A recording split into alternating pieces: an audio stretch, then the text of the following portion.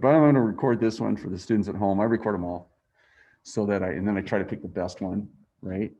And we're putting the next study guide together for you. You've got another one out there. Worry about your paper first, and there'll be plenty of time to get those study guides in. And so we should be in good shape that way. Okay, so let's go ahead now and get to the regularly scheduled lecture. Now, before we start, one of the problems of only meeting, basically 2 days a week instead of 5. I'm going to add something here. Is that we can't take like a full day. Like this should be a full day of nothing but the George Floyd trial, right? And we could have discussions about it. We could talk about the implications of it. We could go into all these different kinds of things, and we're going to have to limit it to 10 or 15 minutes, which is just a travesty. Because this right here is one of the most important trials in American history. I don't think we've seen this kind of interest in a trial since the Scopes trial in the 1920s. This changed the world. This kicked off a movement that isn't just in the United States, it's worldwide.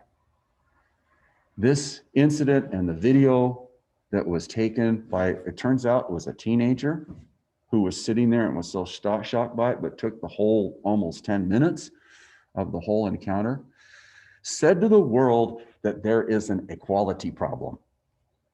You have that second essay because Joe Biden made this an issue that he is going to try to make some headway on, to try to make this country more equitable and fair in terms of how people are treated under the law.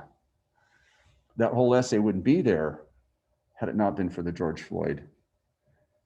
I'm going to call it an incident. I'm going to watch my words carefully here because I'm trying to teach you something, and that is that, you know, we have a system and it's alleged.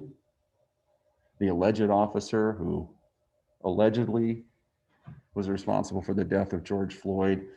See, because the system tells us we have to have a trial, and it's up to the jury to make these decisions of guilt or innocence.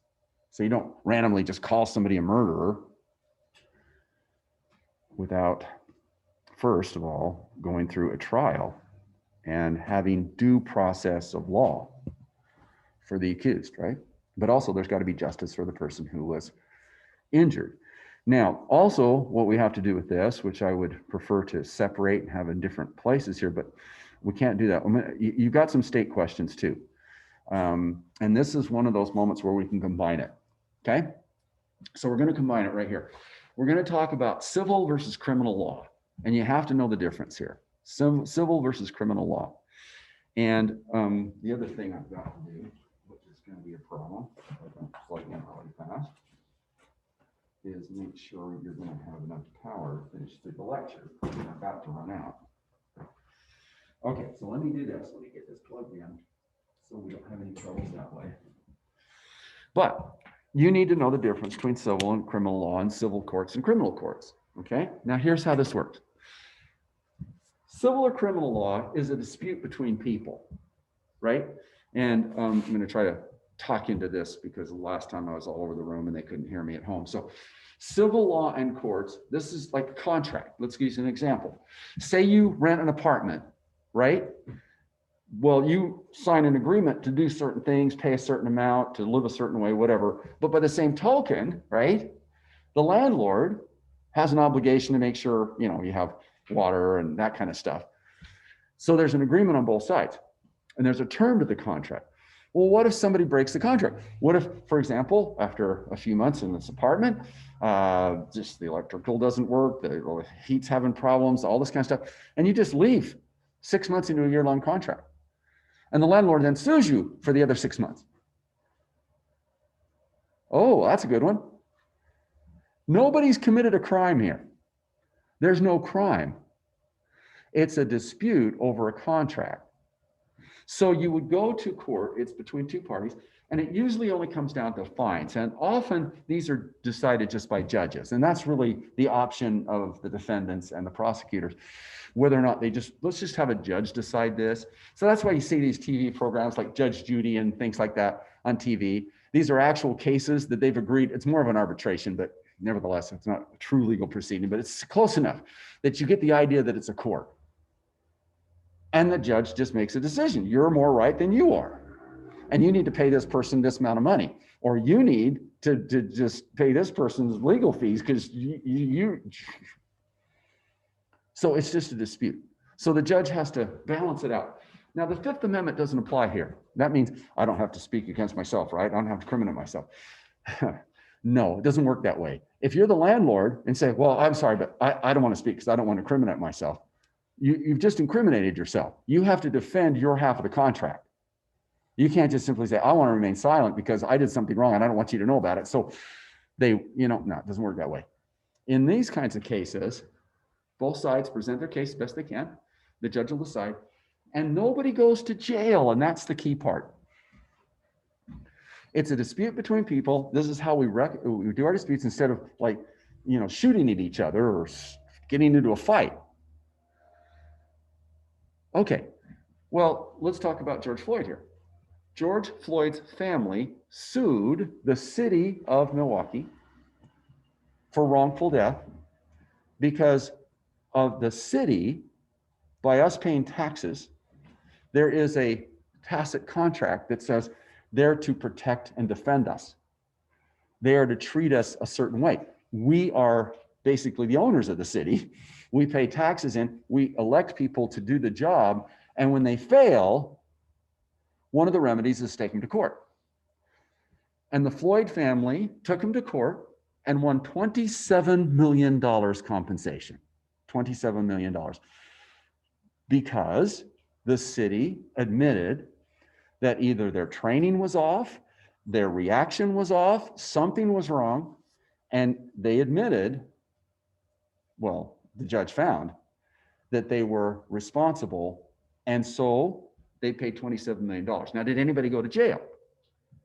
No. It's a contract between the citizens of the city, and the city let down. If you go, for example, to a swimming pool, and they haven't changed the water and haven't put the right chemicals in and made sure it's safe in that pool, and everybody walks out and gets sick, can you take the city to court for recompensing all of your medical bills? Of course you can. Okay, so that is civil law and civil courts. Now, when you get to this side, the criminal side, it's a whole different ballgame. This is where your Fourth, Fifth, and Sixth, and Eighth Amendments apply, right? Which you all memorized by now. By the end of the semester, we'll have some more questions on those, so make sure you know them. But here's a good example. You can only be criminal if there is a law against it. In other words, to commit a crime, you have to have a legislative authority write a law first making that illegal. First-degree murder, second-degree murder, third-degree manslaughter, stealing, theft, whatever it happens to be, embezzlement. These are crimes. Not paying your taxes, it's a crime, right? Okay, so here is then the ante is raised. There can be jail time for committing that crime, usually defined by the legislature, and fines imposed. Now, this is where you have your Fifth Amendment right to a jury trial. Fourth Amendment, you have the right to a grand jury first. So the officer right now that is being charged, there was a grand jury first. The grand jury was presented enough evidence to say there's reasonable cause that this person, reasonable cause to believe that they murdered George Floyd. Not saying they did, we're just saying there's enough evidence to go public. And remember, it's really important, the grand jury, because what if there's just no evidence here and the person did nothing really wrong at all, and yet you run their name through the mud? See why the grand jury in secret is so important? But then the grand jury issues a what? What's the term for what they issue that charges the person with a crime written under the law? What's that called? What's that word? Grand juries issue, I've taught you this. We did it in another context, but I taught you this. Grand juries issue what? Find it. I'm not telling you this one. You got to find it. Yeah. A warrant would be prior to that. So it'd be prior to the grand jury where you're looking for evidence. Okay, so a warrant's a good guess actually, because that's kind of important to know too. But that would be getting to the idea that there's reasonable cause, getting evidence for the grand jury to maybe move to the next step. Say it again. Indictment? You got it. It's indictment, but you got it. Well done. Okay, so everybody got that in your notes? Okay, I mean in your memory bank. Indictment. Let's say it together. Ready? Indictment. The grand jury indicted this officer and charged them with several crimes, and that's just one. There's a whole bunch of them, which often is the case. You can break multiple laws at the same time. Now, carefully listen. We go to a public trial. Why? Why now do we, average everyday Americans, get to hear what happened yesterday in the trial? And by the way, I'm glad you brought warrants up because that's really important. I don't want the indictments and warrants confused. So well done.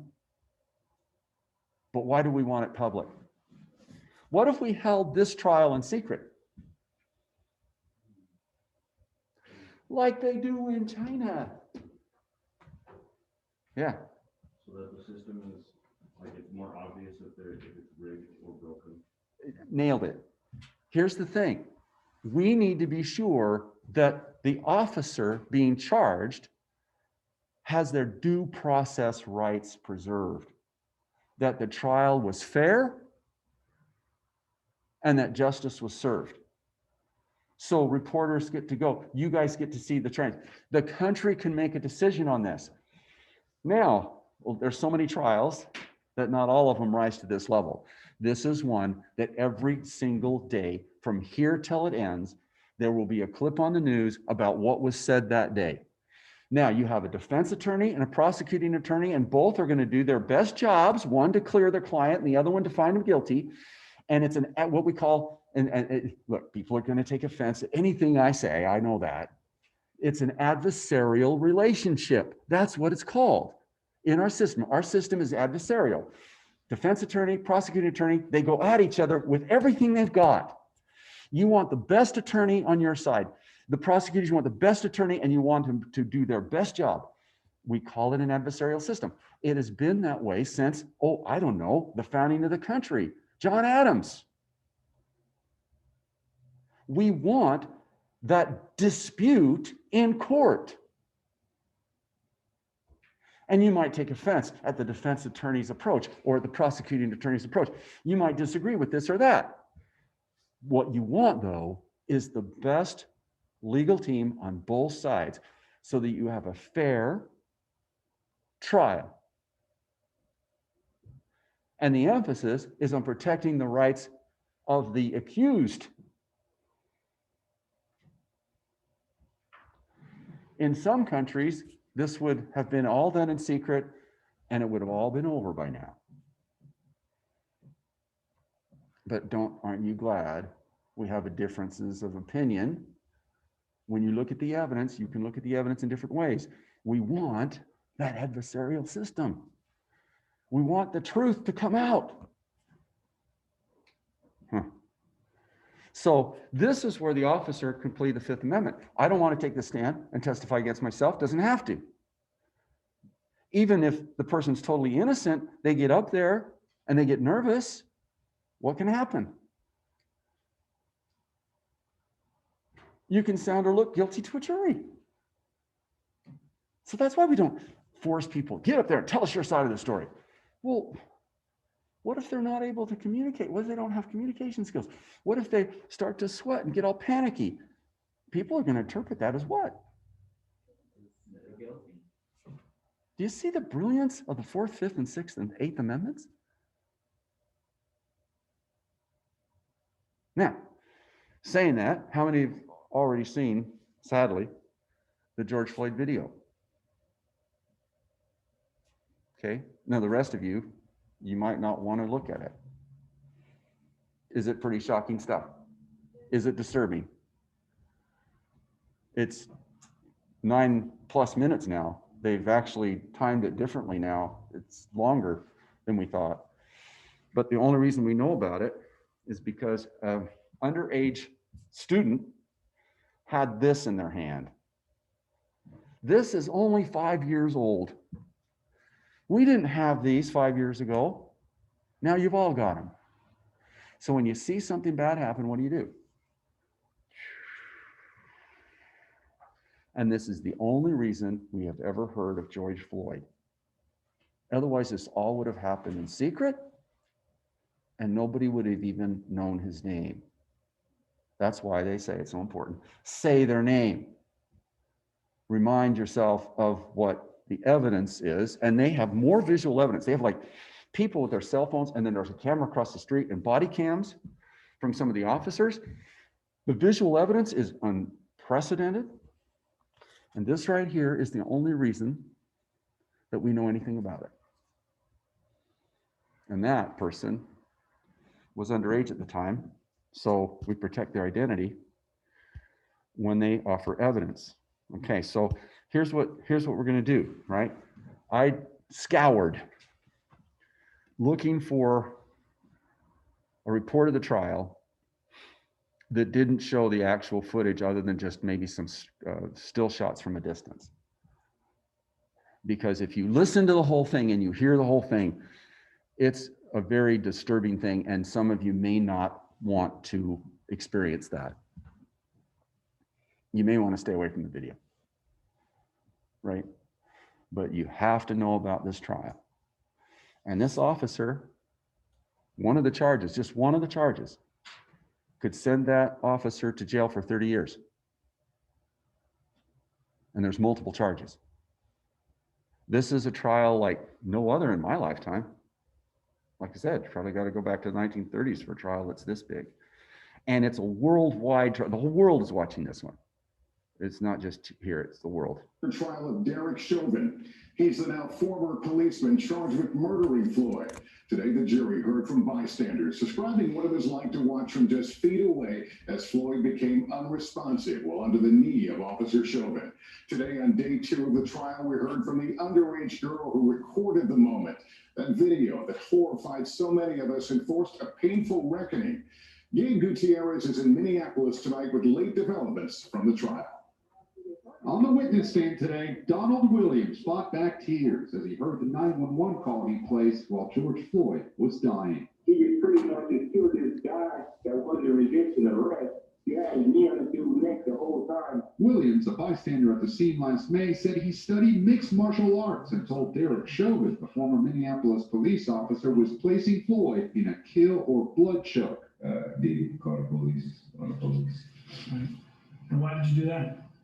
Because I believe I witnessed a murder. During cross-examination today, a tense exchange with Chauvin's attorney. When you do a blood choke, what you are trained on generally is to limit the blood supply to both sides of the neck. No, the blood choke is attack one side of the neck.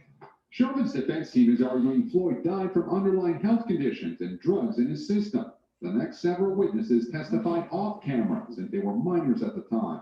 I heard George Floyd saying, I can't breathe, please get off of me. Darnella Frazier, now 18, shot the cell phone video that ricocheted across the world because she said what was happening to Floyd wasn't right. I feel like he knew it was over for him. If not for that video, George Floyd likely wouldn't be a household name. When I look at George Floyd, I look at my dad, I look at my brothers, I look at my cousins, my uncles, because they are all Black. I look at how that could have been one of them. It's been nights. I stayed up apologizing to George Floyd for not doing more. Late today, a Minneapolis firefighter testified she was stopped from giving medical assistance to Floyd when she first arrived at the scene. When you couldn't do that, how did that make you feel? totally distressed. Were you frustrated? Yes. The defense has suggested that this was a heavy crowd of bystanders, but the prosecution argues it was a small group of people going about their daily lives, thrust into a traumatic situation. And that's actually day 2 of the trial. And it's one of those deals where, frankly, it's changed the world. You have one of your essays is because of that. Biden had to make this a national issue. We have to deal with this. And I'm very, by the way, I've read some really great answers to that so far. And so I appreciate the effort you're putting into that because it's the one I've lectured on the least, right? Yeah, Jason.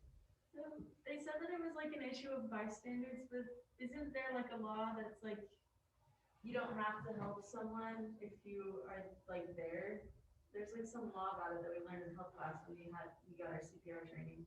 You know, I'm not so sure. So go back to your health teacher, You but might I be know thinking of there's a Good Samaritan law, right? Yeah, that's like protects you from doing something if you do, but I don't know if there's anything that protects you if you don't. Yeah, that's a great question too, by If the you're way. a nurse or anyone in the medical field, you can get in a lot of trouble for that. But I don't See, know. that's the thing. That's why the Good Samaritan laws exist in some states. Whereas if you are a trained nurse, you see something bad happen, you go to their rescue, but it all goes wrong. And then they sue you for trying to help, right? And I think that's what you're talking about. Yeah. Is there a law? I guess if you're any law where you could have done something, but you didn't? That's a great question. I don't have the answer to that one. You bring up a great question. You really do. And I think the Good Samaritan laws are really important. Otherwise, people often wouldn't act, right? There was an incident in New York where just a few days ago, where this Asian American woman was beaten right in there, and people just closed the doors and walked away and didn't jump in. It was just like shocking. So I don't know. So you bring up an interesting point there. All right, now under normal years, we would spend the hour on this, and we talk about it every few days as new evidence came out, and we work through the trial. And unfortunately, I think that's going to be it for this semester, which is sad. If there's a verdict, we'll talk about the verdict. All right, back to the regularly scheduled lecture, The 3 Elements of Power, right? I think, honestly, this is an honest opinion. I get criticized for having opinions of my own, but I have an opinion. How many have an opinion? Raise your hand. Does that mean you have a bias? If you have an opinion, you have a bias. And I'm going to give you my opinion. I don't think there's any president in my lifetime that is in as tough a spot as Joe Biden is in. He has inherited huge problems. He is the most prepared president we've ever had since going, I don't know how far back you got to go, John Quincy Adams, maybe. More experience, 30 plus years in the Senate. I mean, he was 8 years vice president. He's been involved in pretty much every single thing, Foreign Relations Committee, Judicial Committee, all that kind of stuff. As VP, he was the person responsible to make things work. He helped Obama with his legislative agenda because he was more able to go to senators and talk to him than Obama was even. Prepared he is, but this has got to be the toughest time to be president since Herbert Hoover. Okay, what's your thoughts on that? Is it? Do you agree with me or not? And why do you think maybe I have come to that conclusion?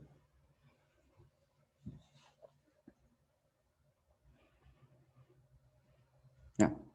I think part of it is like, you were alive in like the 60s and 70s, right? Say that again. Were you alive in like the 60s and 70s, like the peak of the Cold War? Because I think that the thing that made that less, like, I guess, less of a struggle in a sense is because it was a lot more orderly and focused. And nowadays there's just so much that's starting to like fall apart and converge. Yeah, you're so right on that. When it came to the Cold War, Americans were pretty united about what to do. Democrat or Republican president, we still follow the same course. Yeah, The- but just how to do it. Yeah, exactly. It's just little differences on how to approach it. But they basically, there was a steadiness in foreign policy. Now, do we agree on foreign policy? Right? So that's one of the problems. If we don't have the unity we had back then, obviously Kennedy facing down the Cuban Missile Crisis was one of the most critical moments in history, right? But when you talk about a systemic situation, Biden doesn't have the cards to play. If you're at a high stakes poker game, right, playing against China, every previous president had more cards to play than Biden. Explain. What cards does Biden not have that former presidents, Reagan, Nixon, Johnson, Truman have that he doesn't have? Yeah. Well, part of it is all those previous presidents you've mentioned were in charge when the US actually had credibility on the world stage. Now, I did miss a little bit of that because of the mask. So say it one more time loudly. A lot of those leaders that you mentioned were the head of the United States when we actually had credibility on the world stage. Yeah, I think that's exactly right. And sorry for not hearing it the first time. The mask, create. Well, I'm deaf in one ear. You should know that too. And so I have to read lips, and this is not. It's not conducive. But I think you're right on. I think that's important. What other cards does Biden not have? So in other words, the diplomatic part's harder now. Does Germany want the American president to be the leader of the free world? That's our ally. No, they would prefer that their leader become the leader of the free world, or England's prime minister, or the French would love to have Macron be the person that provides leadership for the free world. We're talking about the Western democracies, right? So that didn't exist before. And so I think your point is extremely well taken. So our own allies are thinking, Japan is saying, maybe we need to do this more as a group, or maybe the Japanese should have more influence than we had in the past. Okay, so there's one card off the table. Give me another one, economically, military. Let's talk about those. Yeah. Well, in terms of military, we still do have like the technological edge and just the raw firepower, but lately that's just not enough to be a real power. Like if you look at our involvement in the Middle East, yeah, we have all the big guns, but we're not prepared to fight the war that they are forcing us to fight. And a lot of other governments are focused on more, I guess, primitive weapons, but far more advanced tactics. I can't argue with that in any part of that. Yeah, I think you're right on. When was the last time we actually won a war cleanly? Yeah, Korea, right? And then it was a stalemate, so we only kind of 50% won. So it was World War II, right? So there's limits to military power, and people learn ways to defeat you. Is anybody going to take us on tank to tank? Anybody going to take us on aircraft carrier to aircraft carrier? So what are they going to do instead? Hide in the mountains. Yeah, guerrilla warfare, that kind of stuff. Asynchronous, we call it. Yeah. There's this analogy I heard that was like the military at this point in time is kind of like a blunt axe, like dull. So eventually you can chop down the tree, but there are other tools that you should use that maybe go much faster. I love the analogy of the blunt axe, because our military is really good, if they have to go and blow stuff up very efficiently. One of the big problems we have is called collateral damage. You go in, you've got a terrorist, you go in, you take him out, but you kill 15 civilians in the process. That doesn't work. Not on the world stage, right? Yet you do know that the Russian military would not hesitate. That's what they're doing in Ukraine. They're not playing by rules. But our military is highly guided, and I think rightly so, by rules of engagement. There's ways we should do things and not do things. So I appreciate that comment a lot. So the military has limits, right? We've seen that. You saw that with Athens, right? Their military had limits. Now let's talk about the biggest card, economic. Has any president had less economic cards to play than this one? Are we the number one manufacturer in the world? Are we the number one economy now in terms of gross domestic product? Do we have a 900 million people that we are in poverty that are willing to work in the new factory we just opened? We used to have that, right? 1800s, we had a lot of poor people living in farms and they moved to the cities, working in the factories. We had that. We don't have that anymore. Our economy to grow requires intensely increasing immigration to do the jobs that would expand our economy. And yet, can we agree on immigration? It's one of the most divisive issues in the country. So he has less cards to play. And so we're asking him to do a lot. Now, yesterday, we had, or 2 days ago, we had a discussion about where we are now. Basically, the purpose of that was simple. It was, where's the United States in medical? Where's the United States in math? Where's the United States in all these different metrics? The metrics are key. If you're in business, which I'm kind of a business person, in business, you have to know your metrics. You have to know, what have we done in sales this quarter? Where are sales up? Where are sales down? If you don't look at your metrics, your measurements, is our software working at 98% or 99%, which is our contract limit with most of the people we supply services to? If you fall short of your 95.5% up, then you better do something to fix it. You've got to measure everything to know where you're at. So that's what we did. We're going to have people call up the school. Mr. Barksdale, you're running down America. You're making America sound like trash. I hate you, Mr. Barksdale. You're an American. I love America more than any of you. You know why? I've been here longer, and I've seen it when it was successful, and I want to get us back to that. How many of you right now have confidence that your country will be the top country in the world 20 years from now? Raise your hand. I've got a few of this. I would hope that it would have been every hand. Sure, but not confident. I would have hoped in my day, when I was in your seats, there was every hand would have gone up. Something's changed. You have to know where you've been, which we're going to be talking about. And then you kind of got to know what your metrics are now, so you can plot a course of where you want to go. And then you have to have some degree of national consensus as to why we want to go a certain direction, how we're going to get there, and when. So this is what I want. I want to make America great again, to quote a phrase. But I'll get called. You're saying that America's not number one in math.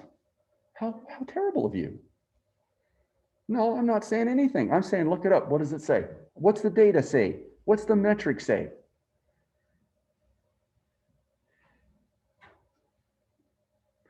You guys are the ones that have this question to answer, not me. We've had our day.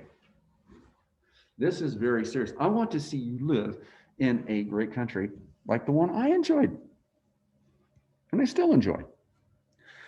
But here is the battle that you have to fight. There's so many things going on that distract us, but the major thing that you're going to have to focus on for the next, 100 years of your life is the battle of political systems between autocracy, China, democracy, USA, Germany, France, the Western world. Autocracy, Vladimir Putin, the Myanmar government that just took over and shot 100 of its own people the other day just to make sure it stayed in power. You have an autocracy, China. You have a democracy, the United States. But both of them have the same economic system. See, it was easier in my day. Communism, all bad. They're a bunch of totalitarians. They're autocrats. They're terrible. They're evil. And it won't work. And it didn't. Their economic system didn't work. One day, the Chinese woke up and said, what we've tried didn't work. So what do we do now? See, they had to make that decision that you're going to have to make. What do we do now? So they said, let's invite Nixon to China. Let's open up diplomatic relations with America under Carter. Let's start trading with them. And oh, by the way, let's start making more factories and using our huge supply of people. And let's bring more people out of poverty than any other country in the history of the world in a shorter period of time. Let's get back to what China was before 1820, when China was the world's economy, all the way back to ancient times. Let's make China great again. But we can't do it with communism because it doesn't work. So let's adopt the model of the West. Let's create a banking system. Let's create businesses. Let's incentivize owners. When I traveled to China in the 1980s, there was more capitalism going on. And by the way, here was my impression at the time. They are so much like Americans in terms of entrepreneurialism and business and all that. It's like we're twins. American entrepreneurialism and entrepreneurialism in China, oh my goodness, you got to understand. China was market driven for literally 5,000 years before the United States even existed. They were trading with everybody. They were making stuff, and that's where the good stuff was. Why do you think the European explorers in 1492 and 1497 traveled to India and China? Because that's where all the good stuff was being made. And they brought it back to Europe, made a fortune in trading for it. You are in a competition now. If you have basically two capitalistic systems, capitalism is competition. When you form a business, your job is to outperform any competitive business. Never forget when Qualtrics was taking on SurveyMonkey. They looked like they were going to get us, man. There's some things I can't exactly tell you about right now, but it was a pretty tough competition, but we came out ahead. Not only did we come out ahead, we came out billions of dollars ahead. Our job was to be better than SurveyMonkey, right? So it's survival of the what? It's competition. And so in this competition of capitalistic businesses, will the Chinese businesses become supreme, or will American businesses reign supreme? And oh, by the way, is there any such thing as an American business or a Chinese business anymore? All capitalistic businesses are international. Apple is not an American company. They have a research facility here, but they make all their stuff in China and sell it all over the world. Their main European headquarters is in Dublin. That's why they're so high up. Dublin is so high up on everybody's list right now. So capitalism is a global phenomenon. So this changes everything too. So how do you guys have got to figure out how to do this? And then you got to figure out these other autocrats too. So while the Chinese leader is an autocrat, but is doing that, American leader is a Democrat doing this, but democracies have trouble making decisions. I had a student, a Chinese exchange student right here in class. We were debating way back, Obamacare. 14 months is what that took to get through Congress, and the bill was back and forth and whatever, and didn't know if it was going to pass or not. And she just raised her hand and says, why is this taking so long? In China, the leaders would make the decision and it would be done the next day. That's what she said. It would be done the next day. Autocracies can move quickly. Democracies, can we move quickly? No. Our whole legislative system is based upon timely and long extended debate. Here's one for your notebooks, for your essay, if you haven't written it yet. Biden is now proposing an additional $3 trillion infrastructure package to rebuild America's roads, bridges, schools, airports, all of our facilities, whatever, be one of the biggest construction programs in America's history. The only thing you can go back and rival it with would be the New Deal, 1930s, 3 trillion on top of the 1.9 trillion he just got through. He wants $3 trillion more to rebuild America's vital infrastructure. Do you realize our railroads are like third rate? They're so bad. If you've ever been to Europe, you've ever been to Japan. I've never. Okay, so now doing this is expensive. So the question for Biden is, how do you pay for it? And here's how he's going to pay for it. He's going to go back on previous tax cuts and tax the wealthiest Americans and come up with $3 trillion from the wealthiest 1%. Now we can have a nice debate after your essay's over, whether that's a good idea or not. But what I need you guys to do is to be aware of that. Can you put this in your paper? Biden just proposed another $3 trillion. Here's how he's going to pay for it. He's going to take back tax cuts that were given to the wealthiest Americans in the past. That's a great sentence that you can put in what's happening. Now, after you turn your paper in, we'll debate whether or not it's a good idea. But we're going to do the what first? Research first. Now let's talk about the other guy. Here's a guy named Vladimir Putin, autocrat. Was elected democratically, by the way. A little bit like the story of Adolf Hitler. His party wins the election. He comes in, he rescues the country. Now you guys got to remember the Greeks? You have good tyrants and bad tyrants. You can have good autocrats and bad autocrats. You can have good democracies and bad democracies. Right? This guy rescued Russia from the fallout of the collapse of their country after the collapse of the Soviet Union. And they loved him for a while, and then he decided, I like this power thing, so I'm going to be like the last czar or the last Soviet leader. He said the collapse of the Soviet Union was the greatest geopolitical tragedy of the 20th century. And now I, Vladimir Putin, am now going to lead this country for life my way, and I'm going to do capitalism, and I'm going to handpick the leaders of these businesses, who, by the way, are going to feed a lot of that money to me and do whatever I tell them to do. So an autocrat working through oligarchs who are now plutocrats and some of the wealthiest people in the world, but we don't know how wealthy. It could be Vladimir Putin is the wealthiest person that ever existed on the planet Earth, but we're not going to see his tax returns because he doesn't pay any. Now, Vladimir Putin's sport is, of course, judo, which you use what?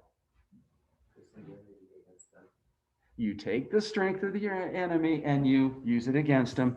And one of our strengths is capitalism, so he's using it against us. The other strength is our democracy. He has spent hundreds of millions of dollars. He actually has a group inside the military, the GRU, a whole section to do nothing but to run down democracies, to get people in democracies hating each other. So they're indecisive and can't make a move and they look foolish. It is a deliberate plan, because for democracies, if they're successful,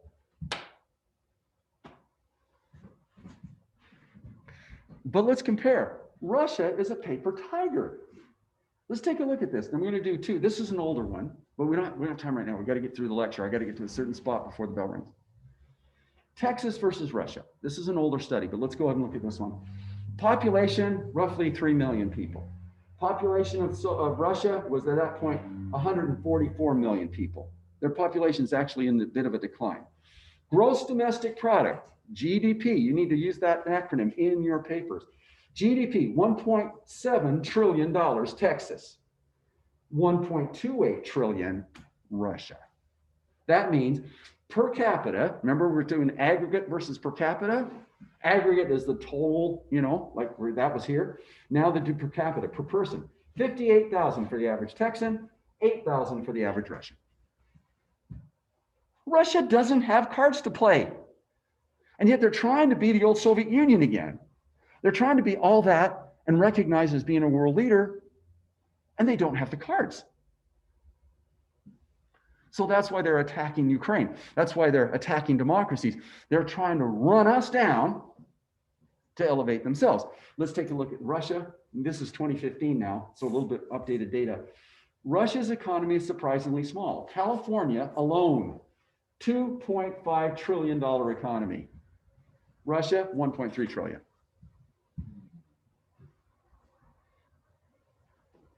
Scale, they don't have the scale. While Russia has a population of 143 million people, resulting in a per capita of now this is, of course, a few years after this one, right? $14,000 US dollars. California has a population of 38 million, resulting in a per capita of $56,000 a person. So quit worrying about Russia. You just got to contain their crazy. And they would love for us to fight each other. Why do you think we're so divided? In part, it's been foreign actors convincing us that we shouldn't like each other. When Black Lives Matter started, they actually organized rallies for Black Lives Matter and against Black Lives Matter, pretending to be Americans. That happened. They get on our social media, which is, by the way, don't you consider that a strength, our social media? And you can't go online and find hardly any truth. That's why I am so adamant that you do the research. Now, I don't care about citations. I don't want a bunch of web addresses in there. Why? Because chances are, when you're going to take that, it's an opinion piece. I need the data. I don't need opinion. I need the metrics. We've got to know where we're at. Then we can talk about where we need to go and why. So I don't care about citations in this one. If the facts are the facts, if you get the facts right, so I'm going to say, okay, those are the facts.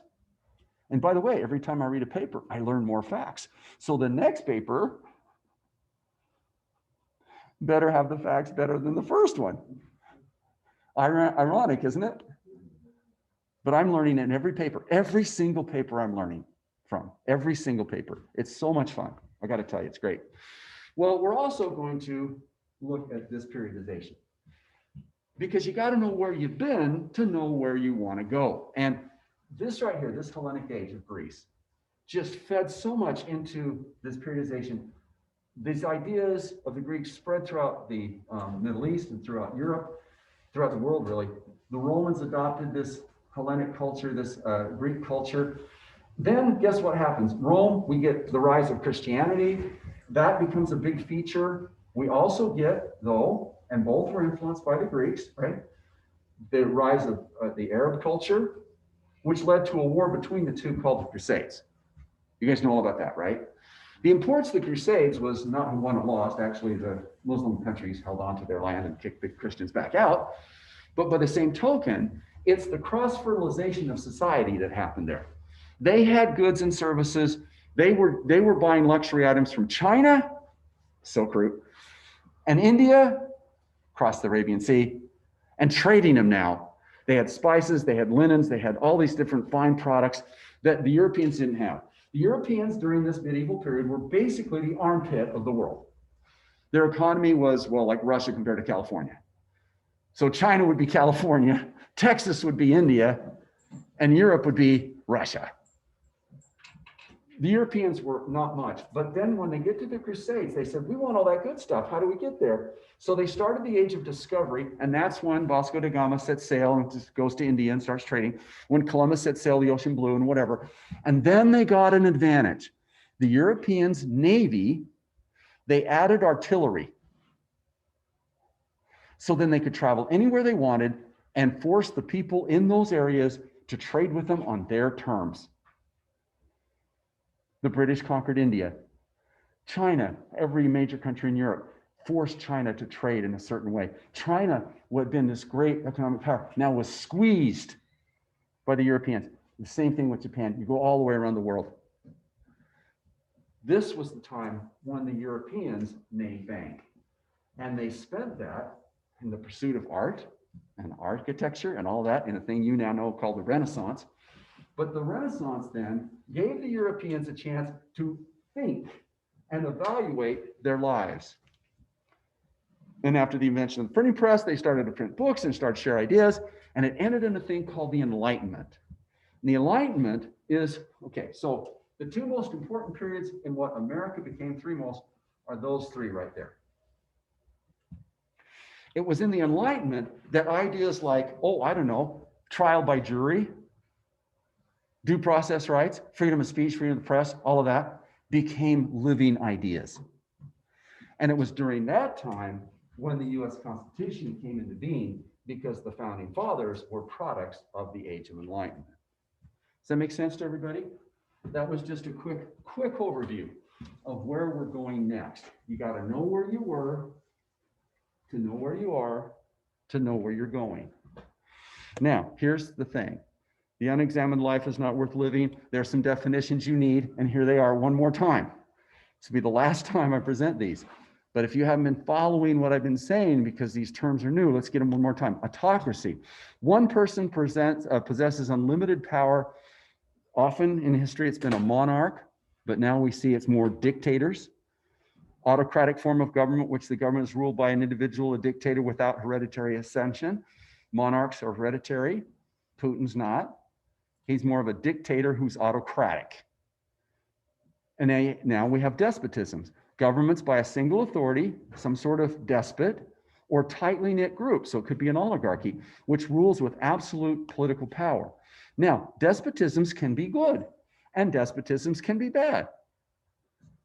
In the Age of Enlightenment, they talked about enlightened despotism, having the monarch, Louis XVI, be an enlightened leader, allowing freedom of speech, freedom of the press, and having fair trials, whatever, but as an enlightened despot. But then you can get some bad despots too. Then oligarchy is rule or command by a few. Tightly knit group of elites control. Military, Myanmar, right? Wealth, so many countries. Plutocrats. Plutocrats are ruled by the wealthy, okay? So one of the oligarchies could be a plutocracy like in Russia. Religious leaders like in Iran, a small oligarchy of religious leaders runs it. Sometimes it's family ties, where it's just a family that just controls the whole thing, like Tunisia was and many of our Central American countries back, or by nobility, which is the old landed aristocracy. So are any of those terms cause you grief? And they're all what? Greek in origin. They came up with these definitions a few thousand years ago. And they're as applicable today as they were then. So with that being said, what I'm going to do is kind of stop the share here and end this and